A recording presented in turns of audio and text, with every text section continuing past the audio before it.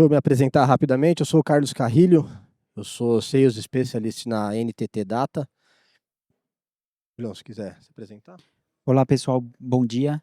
Quase boa tarde, acho que é boa tarde já, né? Claro. Meu nome é Júlio Concílio, eu sou líder global de segurança da informação na Braskem. Bom, o objetivo nosso aqui hoje é apresentar para vocês um caso de uso, né, um estudo de um caso de sucesso que nós da NTT fizemos aí com a Braskem, que é referente ao Cisco Security Access, tá? Para contextualizar, e antes de falar um pouco do caso de uso, eu queria passar aqui um pouco sobre essa timeline aqui, que é a evolução do Cisco Umbrella, né? Então, o Security Access ele é uma evolução do Cisco Umbrella. O Cisco Umbrella é uma ferramenta que nasceu lá atrás com a OpenDNS e a Cisco adquiriu em 2015, né? E aí, a partir dali, essa ferramenta, por ser uma ferramenta 100% em cloud, ela passou por várias atualizações e novas funcionalidades foram sendo agregadas a ela.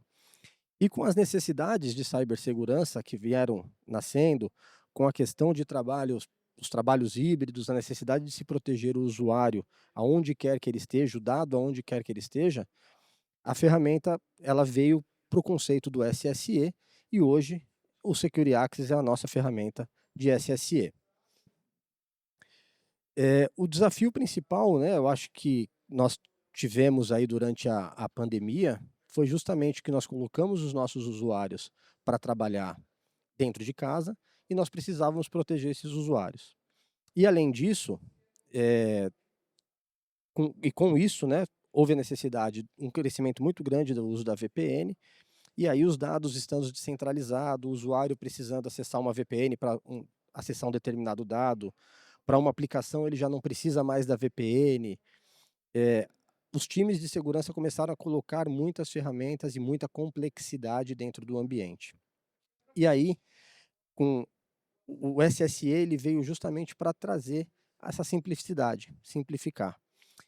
E se nós olharmos aqui, o Security Access, que é a nossa ferramenta de SSE, ele carrega junto com ele várias funcionalidades, várias capacidades de segurança que endereçam justamente a necessidade de um usuário trabalhando remotamente, de um usuário não gerenciado pela empresa ter a necessidade de acessar um dado de forma protegida, ou até mesmo aquele usuário que está dentro do escritório.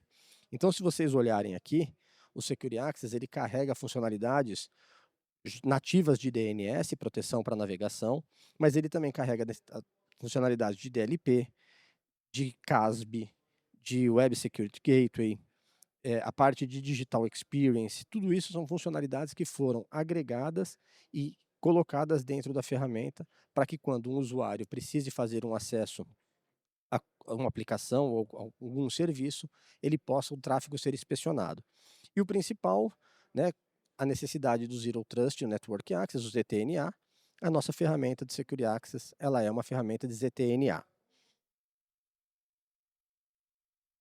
E aí, diante de algumas das necessidades, né, a Braskem ele já era um cliente nosso de Cisco Umbrella, e vendo essa evolução e essa necessidade de novas funcionalidades, a gente ofertou essa solução para a Braskem. E aí eu vou pedir para o Júlio falar um pouquinho aí referente à Braskem, Júlio. Então, pessoal, sobre a Braskem, o que eu posso falar é uma empresa do ramo do petroquímico, né? Brasileira, 100% brasileira, mas hoje com escritórios e plantas, tanto na Europa, na Ásia e nas Américas. A gente atende clientes em mais de 70 países hoje.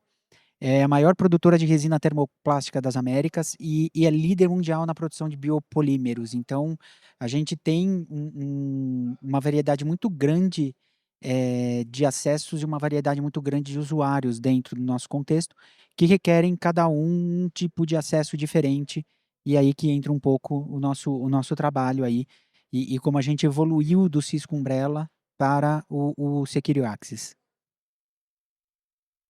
E aí aqui um pouco das dificuldades, dos desafios, a solução, dos desafios que você estava enfrentando, Júlio, se você puder explicar. Claro, claro. Os nossos maiores desafios em relação ao que a gente tinha antes de entrar em contato com a Cisco para evoluir do Umbrella para o Security Access, era justamente a experiência do usuário, né? E em acesso a sites, ou aplicações SaaS que eram necessárias para o negócio, mas que a gente não tinha como liberar por conta de ou ser um site que tem alguma vulnerabilidade embarcada nele, ou por ser alguma coisa que era limitado o acesso dentro da Braskem, como inteligência artificial, por exemplo. Então a gente tinha meio que um 0 e 1, né? Ou a gente liberava o site como um todo, ou bloqueava o site como um todo.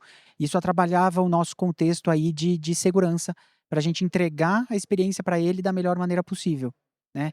E a solução, que foi o que a gente buscou, foi justamente para a gente poder granular esse acesso. Como que a gente poderia entregar um acesso mais conciso para o usuário, daquilo que ele precisava, sem expor a empresa para o risco. Então, a gente começou a ter, com o Security Access, o poder de bloquear uploads e downloads de sites. Então, se a gente tinha, por exemplo, um cliente, um fornecedor que colocava algo na nuvem para alguma pessoa poder baixar um documento, a gente colocava aquele acesso específico para ele baixar, mas ele não poderia usar para fazer upload de arquivo. A gente conseguiria granular o acesso de sites que têm IA embarcado, sem a necessidade de bloquear o site todo. Então a gente liberava o site para a pessoa sem essa feature de IA.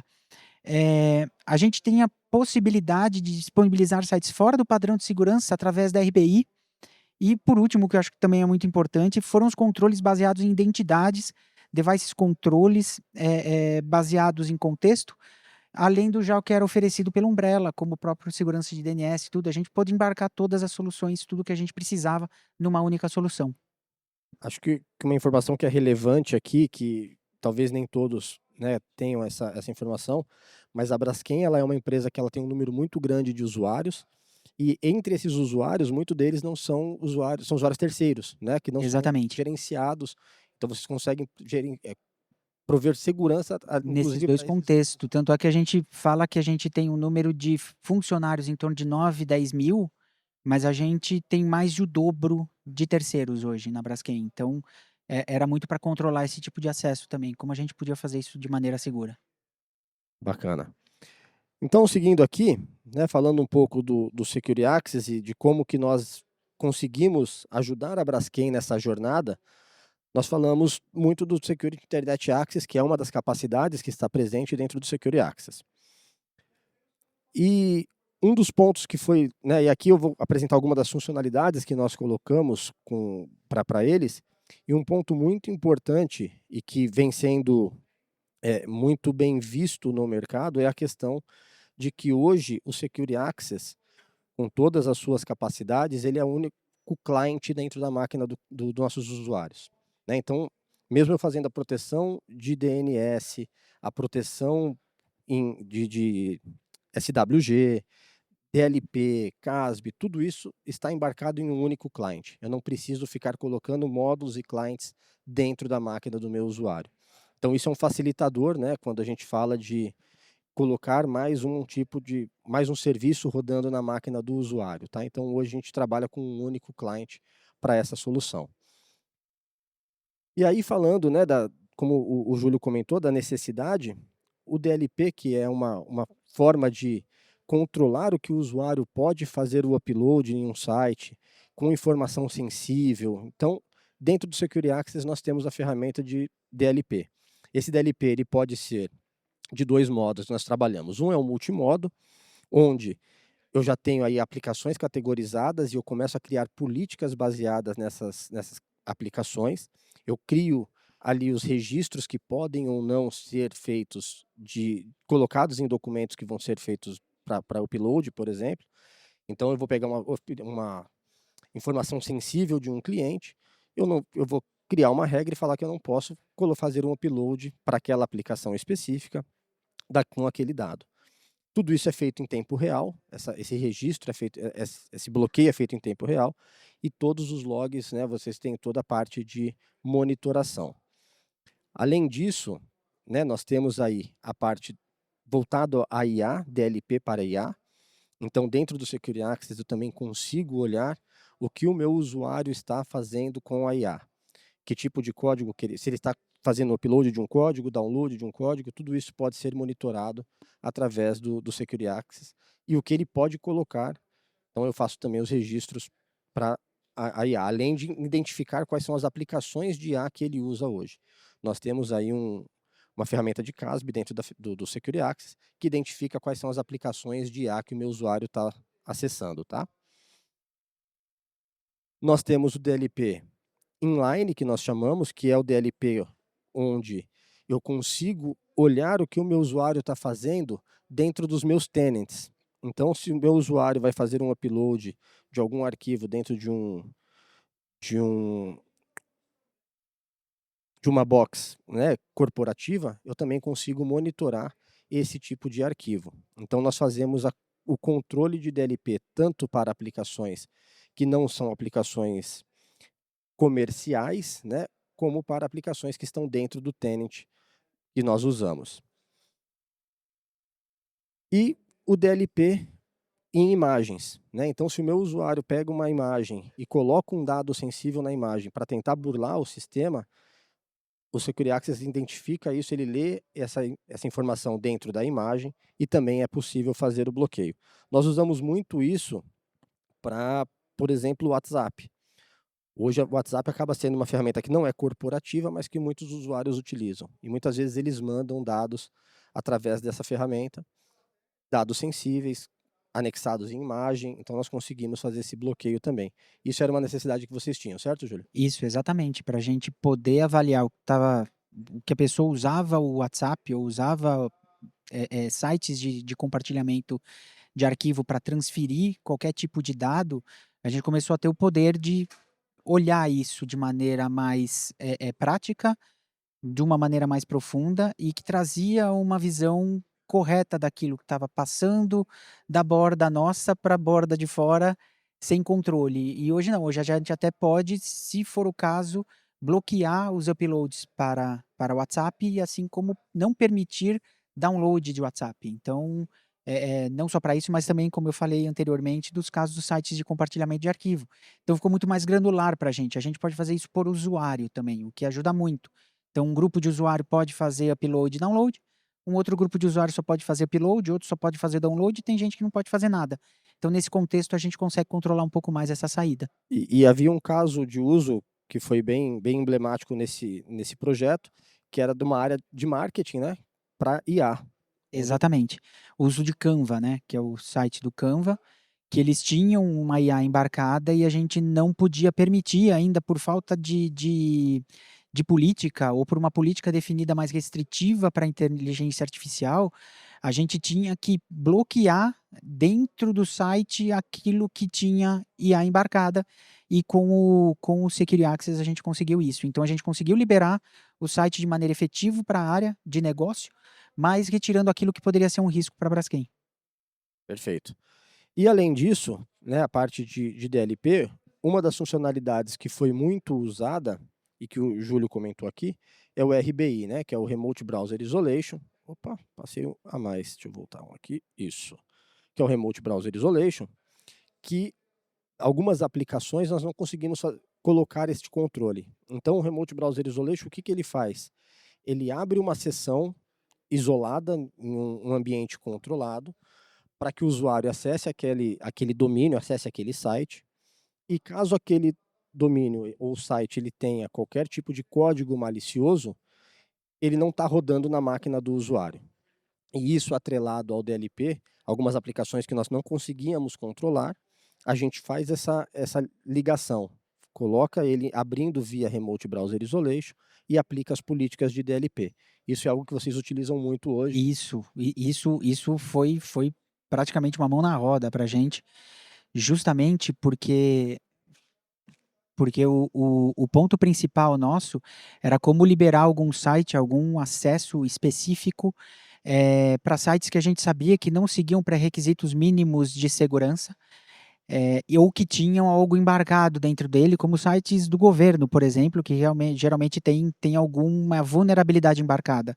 E, de novo, a gente agia como um bloqueio, né, para o negócio. E desde que a gente colocou o RBI para funcionar, a gente tem liberado esse site de maneira mais segura para o usuário, porque é o que você falou, ele encapsula isso e não roda na máquina dele, roda num lugar mais seguro. E a gente sabe que se tiver algum problema, se tiver algum vírus, se tiver algum código malicioso dentro dele, isso não vai vir para a máquina da pessoa, não vai vir para o nosso ambiente, vai ficar contido lá dentro. Então, para muitos sites, a gente tem usado a liberação via RBI.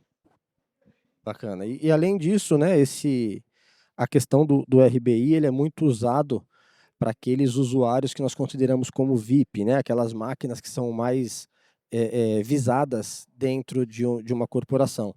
Então, muitas vezes, esses usuários eles podem estar recebendo um e-mail com um link, com alguma coisa. No momento que eles vão abrir, se a gente tiver esse controle, essa máquina também está sendo, esse domínio está sendo executado em um ambiente controlado, né? É Então, uma isso, camada a mais, né? A exato. gente fala de segurança como camada, como não existe bala de prata, tem esses termos que a gente usa. Então, essa é uma camada a mais de segurança que a gente está disponibilizando para não afetar a experiência do usuário, mas ao mesmo tempo trazer mais resiliência e segurança do nosso lado.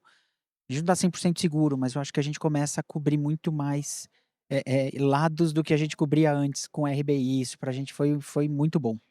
E antes, só para finalizar aqui, Júlio, a questão da migração, né? Nós fizemos essa migração, ela foi tranquila, né? Acho que se você puder só comentar um pouco aí pelo parque muito grande que Claro, vocês têm. claro. Foi tranquila. O que a gente pode falar é que é complexo, não é simplesmente colocar a aplicação e colocar o agente nas máquinas. Existe toda uma parte de rede que você tem que cuidar, que você tem que olhar. Como você está mudando o tipo de acesso, isso muda a arquitetura do que você usa, mas sendo feito com calma, sendo feito com planejamento correto, você consegue fazer isso tranquilamente, tá? Não tivemos impacto para usuários, isso que é importante, desde a troca do agente. Isso foi um ponto também que contou muito a favor.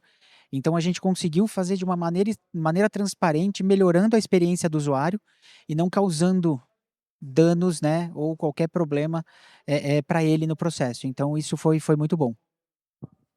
Perfeito.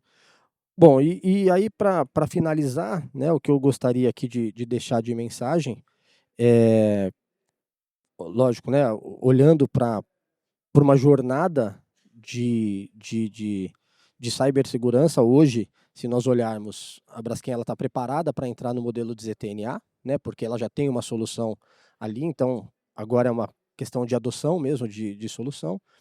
E se nós olharmos, né, falar, poxa, mas o RBI, o CASB, o DLP, ele já estava presente no Umbrella, apesar de ser um add-on, mas hoje são capacidades, são ferramentas que estão implícitas dentro da ferramenta, né? Então isso é um benefício aí, como eu falei no começo, de que a evolução da ferramenta vai carregando novas funcionalidades, novas capacidades, aumentando assim o nível de segurança.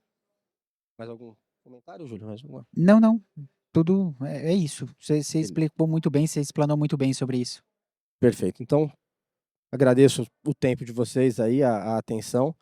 Nós estamos com o stand aqui, o time da NTT está presente, o time da Cisco também, tendo qualquer necessidade, quiserem bater um papo, falar um pouco mais sobre essas soluções, as soluções Cisco ou essa em específico, convido vocês a visitar os nossos stands, tá bom? Muito obrigado, boa tarde a todos, bom almoço. Muito obrigado, pessoal. Se precisarem de alguma coisa também, é só me procurar, eu vou estar andando aí pelos stands. Mas obrigado aí pela oportunidade e bom almoço para todos. Valeu.